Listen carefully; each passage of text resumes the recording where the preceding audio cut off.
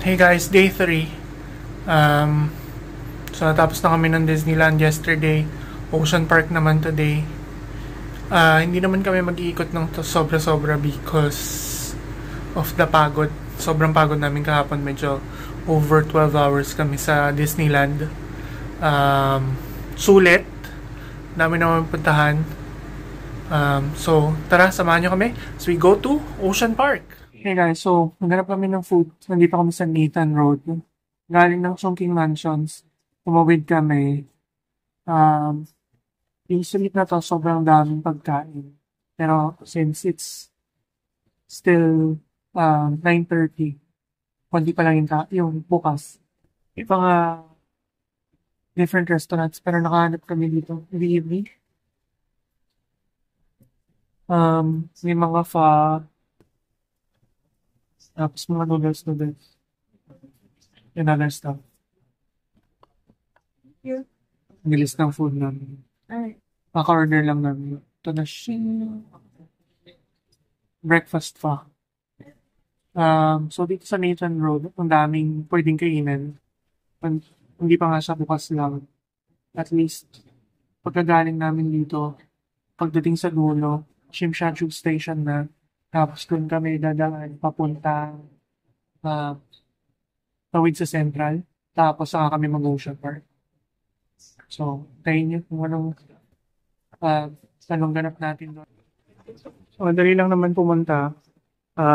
So, follow kami ng red line. Papunta ang Admiralty. Tapos doon kami lilipat. Palubog lang siya. Dami ko pa lakad. So, ayan, sinundan namin yung red line papuntang Central. Ayan, parang lime green line. South Island line. Platform 5-6 South Horizons. So, dito na kami sa station ng Ocean Park. Maraming tao on a Sunday. Siyempre, yung mga umakit dun sa Water World. Lakad tayo para makita natin kung gaano kabilis kami makakapasok. So for Klook purchases, diretso lang, may QR code. Yung QR code dun sa Klook, napakita lang sa turnstile, diretso na siya. Haba ng pila sa labas, kasi marami dito yung mga today lang dadating, wala namang anything, yung mga locals. Madali lang, lalo na kung group kayo, meron din sa kabilang side. Dito sa side na to. Pang group yan. Tapos ito yung mga, siguro at least 2 tao lang, ganyan. Dito pagka meron kayong mga stroller, baby access, gano'n. Hello! Ocean Park 2024!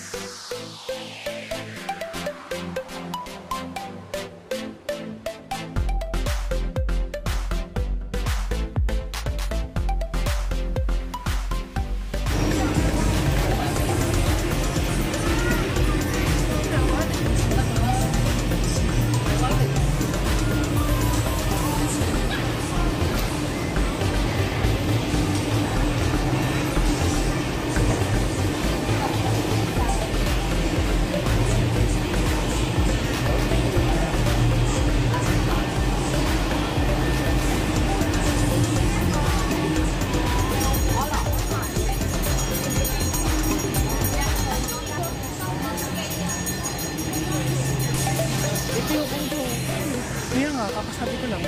Ito pala. Sabi ko, ito pala. Kasi mali ako eh. Mali ako. Kaya tayo ng cable car. So kaya tayo papunta sa ating udong.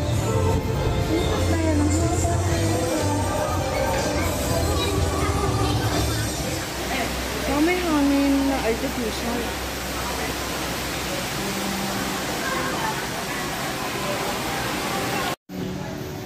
Turtles. Hello, turtles.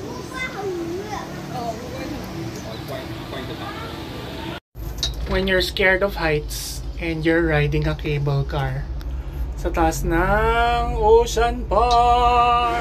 Kasama siya sa experience, guys.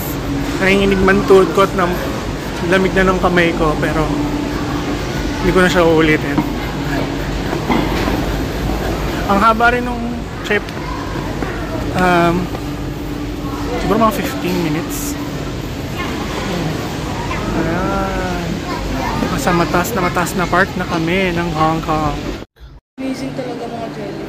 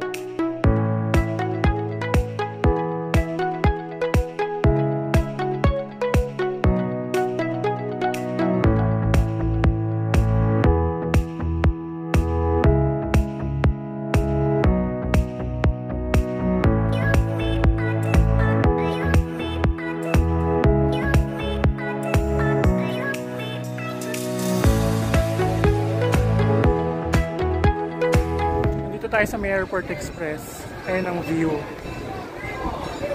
Grabe. Pagkatapos namin mabasa sa Rapids. Kapatuyo kami dito. Andito na lahat. Andito yung Thrill Mountain. Andyan yung mga rides.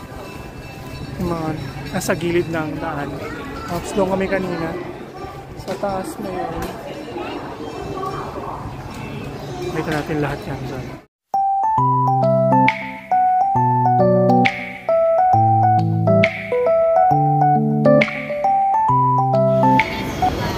Mabilis lang naman pumunta dito. Just go through the Chimshachu Line, Bangkok Station. Tapos doon ay baba. Daming pwedeng ikutan. Dito rin kami nakabili ng ref magnet namin. Mura lang siya. Pero syempre, makipagtawaran kayo para dun sa mga ibang mga gusto nyong bilhin. Kami yun lang naman ang binili namin dito sa lugar na to.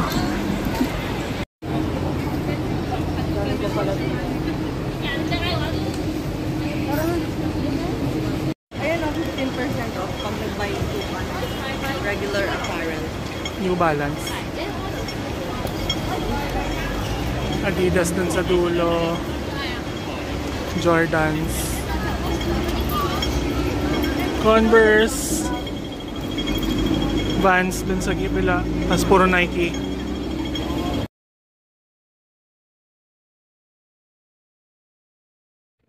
Dito na kami sa City 8 outlets. Magla-luggage lockers lang muna kami. So, mag-elevator kami muna. So, diba? Parang nasa banyo. Para B2 tsaka B3 yung yung mga lockers daw. So, hanapin natin yung B2, B3. Ano tayo? So, dumaan kami sa parking. para pumunta sa luggage. Tingnan natin kung paano to. Go.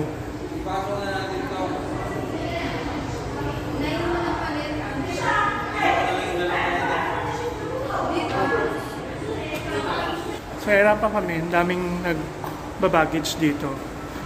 So, kumuha kami ng 2 small para dun sa bagahe namin. Kasya naman din yung 20 kilos namin na bagahe. Hopefully, hindi lang malaki kasi yung iba. So, yung mga iba pang Pinoy sa baba, hopefully na ipasok din nila yung kanilang bagahe. Hanap tayong food, tapos ikot-ikot tayo dito sa City Gate.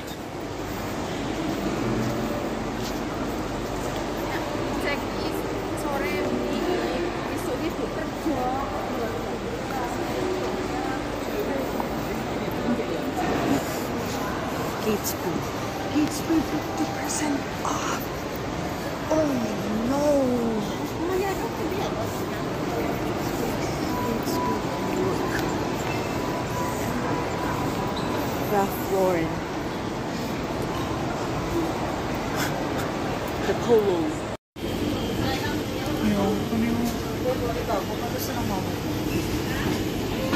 So ito yung small na locker. Ang kasya dyan.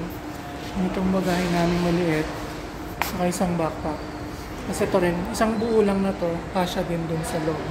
Isang small. So umabot kami ng less than 4 hours. 15 per 2 hours. Yung first, pagbukas pa lang nito, sisingilin na kagad. Tapos bayad lang. Tapos bayad lang pag-retrieve.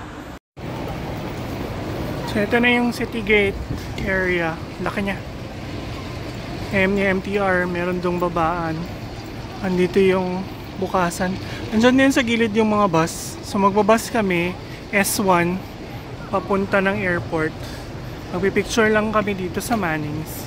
Pang 5 Mannings ko na yan dito sa Hong Kong.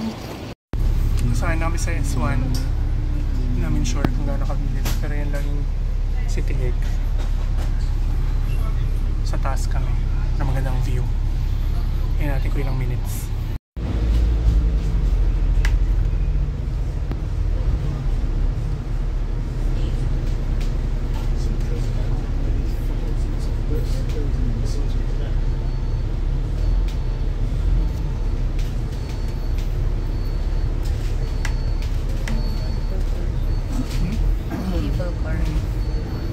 There's one country in Europe they make Swiss sandal.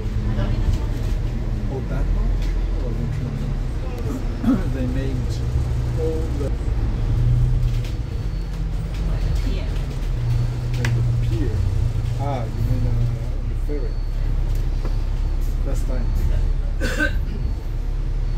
So for the same kind of design?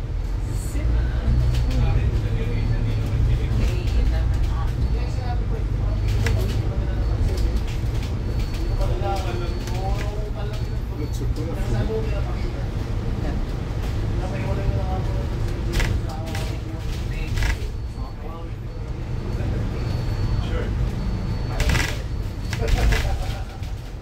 Actually, all areas in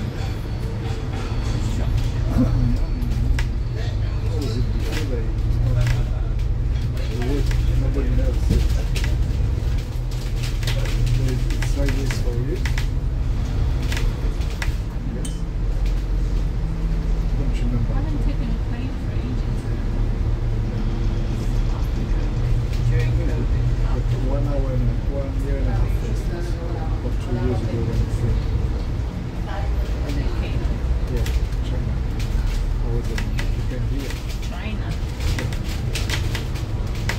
You didn't came back there? Yeah. Actually, Yeah. don't remember. I remember taking a plane. Huh? I remember taking a plane, yes.